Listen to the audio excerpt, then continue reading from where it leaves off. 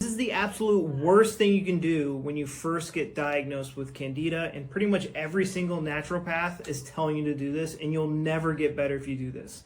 In order for you to make sense of this, you have to know what causes Candida. I used to have horrible Crohn's and Candida, and I show people how I get better from that in my 13-day protocol. I take you step by step through the process.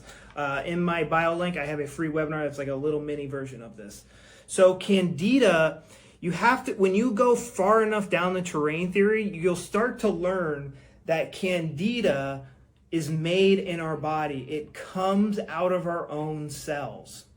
So when you're looking into your gut and you're blaming Candida for your symptoms and you're saying Candida is bad, essentially what you're doing is you're blaming the firefighters for saving your burning down house. We are more bacteria and fungi than we are human cells. We evolved with bacteria and fungi. We have this like symbiotic relationship.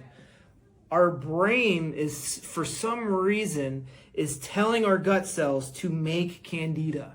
So it starts after a traumatic event. What normally is going to happen is there's extra gut cells that develop.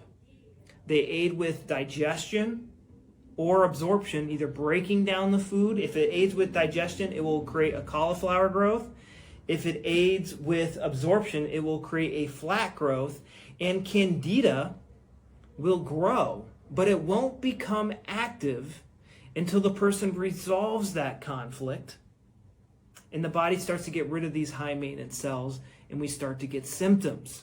What the holistic medicine will tell you to do, they'll tell you to not think about this root cause. You know, okay, yeah, deal with stress. You know, your gut's the second brain. Where's the brain? I don't see it, guys. Where is it? I don't see it. I don't see a brain right there. Oh, wait, somebody's got their head up their butt. There's the brain. What's really happening is Candida is removing these extra gut cells. The main fuel your body runs off of is glucose, sugar. Keto's, yeah, fat's great, but fat requires the gallbladder to get involved, and then it needs to be wrapped in lipoproteins. It's a very metabolically expensive process, and you know, half of your food isn't even getting, you know, it gets to here and then it gets flushed right out into the toilet. If you consume sugar, it gets absorbed in your stomach, so Candida doesn't even get to it. And again, Candida is your buddy. It's controlled by your brain. What's really causing your issues is this stressful situation in your life, and its PTSD triggers putting your gut in and out of overdrive. And avoiding sugar, it's just, you've heard the term hangry before. You're just going to be angry because you can't think, because you don't have the world's number one source of energy, glucose, flowing through your veins, pumping through your brain. So the way you get better, the first step you need to do to get better is, you know, if you have a holistic nutcase coach, you know, telling you to avoid nutrients, fire them. And you need to start investing time in finding the conflict that started your symptoms.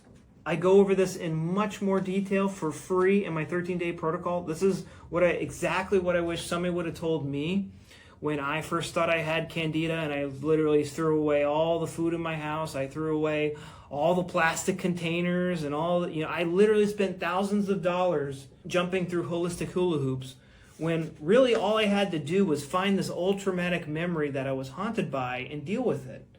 And it's very hard to have these realizations and think about what happened when you don't have sugar powering your brain.